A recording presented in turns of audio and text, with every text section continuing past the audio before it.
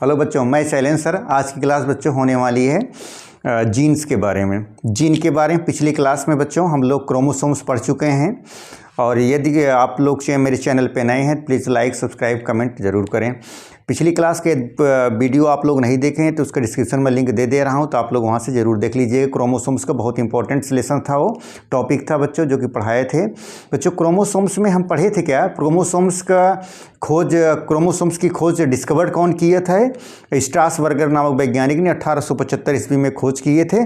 और 1889 ईस्वी में क्रोमोसोम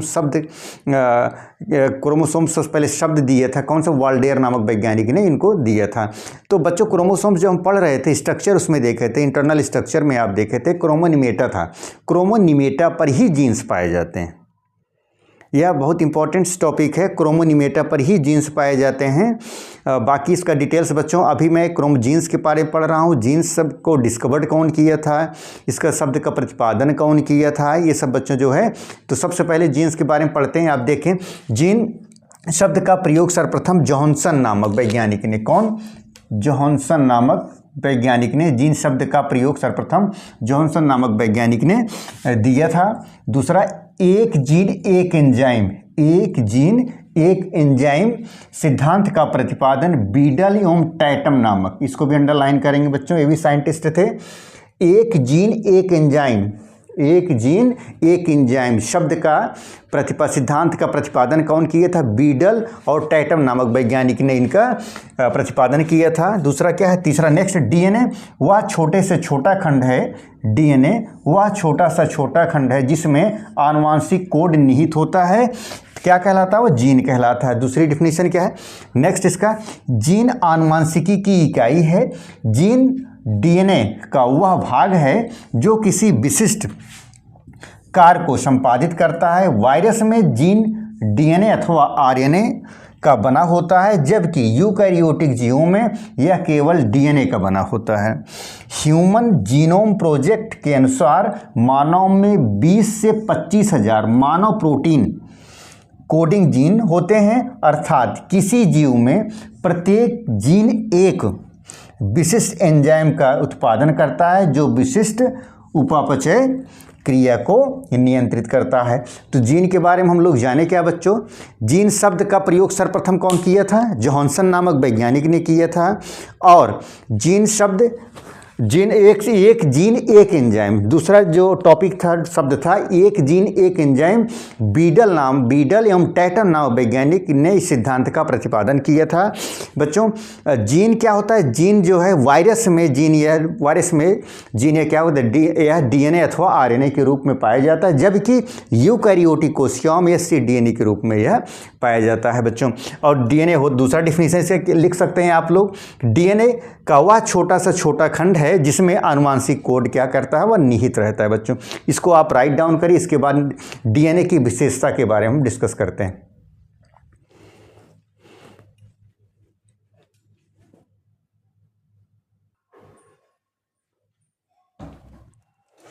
जीन की विशेषता के बारे में, जीन की विशेषता नंबर 1, इसमें क्या है बच्चों?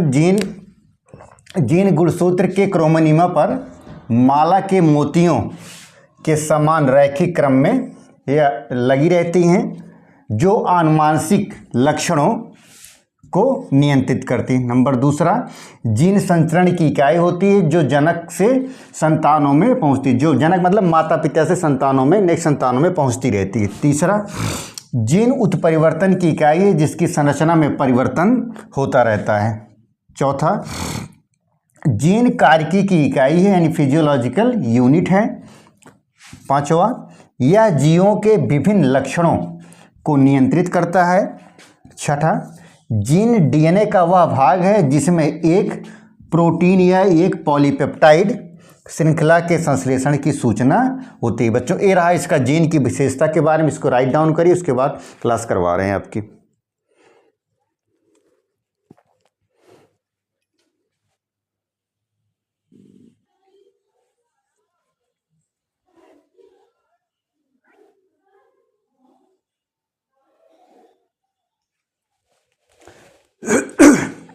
इसके बाद बच्चों हम लिंग निर्धारण सेक्स डिटर्मिनेशंस के बारे में डिस्कस करेंगे। सेक्स डिटर्मिनेशन या लिंग निर्धारण बच्चों वह प्रक्रिया होती है जिसमें किसी जीव के लिंग निर्धारण का काम होता है, पहचाना जा सकता है, पहचाना जाता है, उसे क्या कहते हैं, लिंग निर्धारण। लिंग निर्धारण मतलब मेल है, फीमेल है, ये सब का लिंग निर्धारण के अंतर्गत हम लोग पढ़ेंगे। वह प्रक्रिया जिसमें जो है किसी भी जीव के लिंग निर्धारण का कार्य होता है उसे क्या करें, लिंग निर्धारण कहते हैं।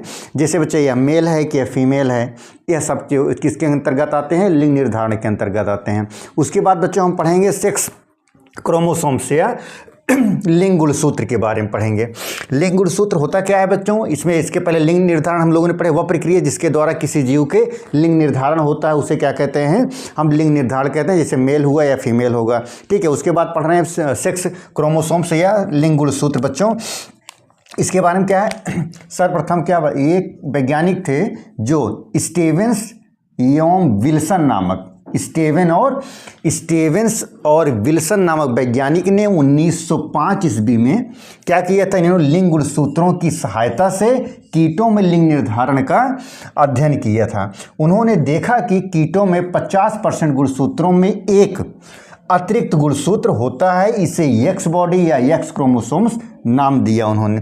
इसी प्रकार इसी के आधार पर उन्होंने एक मैकलंग नामक वैज्ञानिक, अंडरलाइन कर रहे हैं इन्वर्टेड कामों में, मैकलंग नामक वैज्ञानिक ने लिंग निर्धारण के गुणसूत्री सिद्धांत प्रस्तुत किए।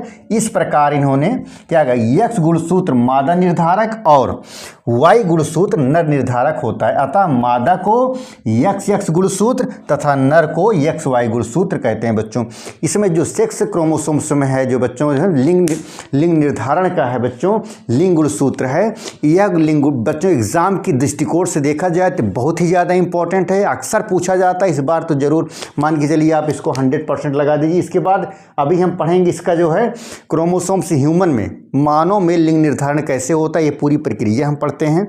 तब तक बच्चों हम लिंग निर्धारण पढ़े क्या, लिंग निर्धारण वह प्रक्रिया होती है जिसमें किसी लिंग निर्धारण का कार्य होता है, जैसे पहचाना जा सकता है मेल है या फीमेल है। इसके बाद मैंने बच्चों क्या किया, लिंग गुणसूत्र या सेक्स क्रोमोसोम्स के बारे में पढ़ी। इसमें दो वैज्ञानिक थे, एक वैज्ञानिक का नाम था स्टीवेंस एवं विल्सन ने। स्टीवेंस और विल्सन नामक वैज्ञानिक ने 1905 ईस्वी में इन्होंने कीटों पर अध्ययन किया, कीटों पर क्या किया, रिसर्च किए गुणसूत्र में। और उन्होंने देखा क्या, इस कीटों का रिसर्च करने के बाद, क्रॉस कराने के बाद देखा क्या लिंग निर्धारण है, इसमें एक्स गुणसूत्र जो है एक अतिरिक्त आ गया, उसको एक्स बॉडी या एक्स क्रोमोसोम्स कहा है। इसी के आधार पर बच्चों एक दूसरे वैज्ञानिक थे, कौन वैज्ञानिक थे, मैकलंग नामक वैज्ञानिक थे।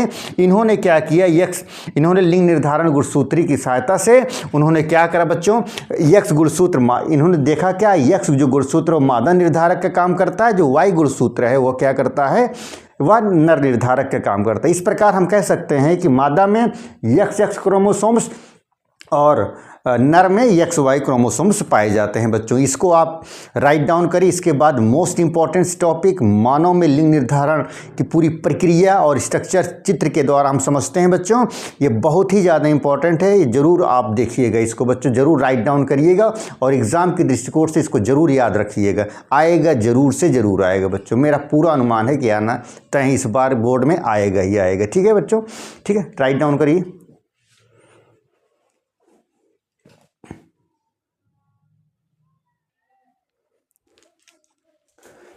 नेक्स्ट बच्चों, मनुष्य में लिंग निर्धारण, ये इंपॉर्टेंट, बहुत ही इंपॉर्टेंट है बच्चों, ये जरूर आप इसको याद रखिएगा, इसको 100% इंपॉर्टेंट लगाइए, ये जरूर से जरूर आएगा बच्चों। इसका मनुष्य में लिंग निर्धारण, मनुष्य में लिंग निर्धारण होता कैसे बच्चों, हम जानते हैं क्या, मनुष्य में 46 जोड़े गुणसूत्र होते हैं। मनुष्य में कितना क्रोमोसोम्स होते हैं, मनुष्य में 46 क्रोमोसोम्स होते हैं और 23 जोड़े क्या होते हैं, गुणसूत्र होते हैं बच्चों। ये क्या होता है, मनुष्य में 46 गुणसूत्र होते हैं। इस प्रकार मनुष्य में कितने जोड़े, 23 जोड़े गुणसूत्र होते हैं। इन 23 जोड़ों में से 22 जोड़े गुणसूत्र को ऑटोसोम्स कहते हैं तथा 23वें जोड़े गुणसूत्र को लिंग गुणसूत्र कहते हैं। इसे हेटेरोसोम भी कहा जाता है। पुरुषों के 23वें जोड़े अर्थात लिंग गुणसूत्र को XY द्वारा तथा प्रदर्शित करते हैं तथा मादा के लिंग गुणसूत्र को XX द्वारा प्रदर्शित करते हैं। जनन के समय पुरुष तथा स्त्री की जनन कोशिकाओं में अर्धसूत्री विभाजन होता है, जिसके कारण लिंग गुणसूत्र अलग अलग हो जाते हैं।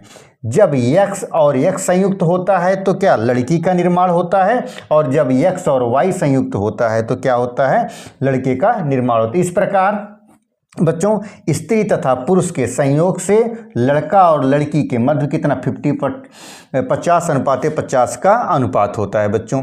ये रहा लिंग निर्धारण। बच्चों लिंग निर्धारण के बारे में मनुष्य में कितना, मनुष्य में 46 क्रोमोसोम्स होते हैं और 23 जोड़े क्या होते हैं, इस प्रकार 23 जोड़े गुणसूत्र हो जाएंगे। इन 23 जोड़े में से 22 गुणसूत्र को क्या बोलते हैं बच्चों, हम बोलेंगे 22 जोड़े गुणसूत्र को बोलेंगे ऑटोसोम बोलते हैं, तथा 23वें जोड़े गुणसूत्र को क्या बोलते हैं, लिंग गुणसूत्र कहते हैं।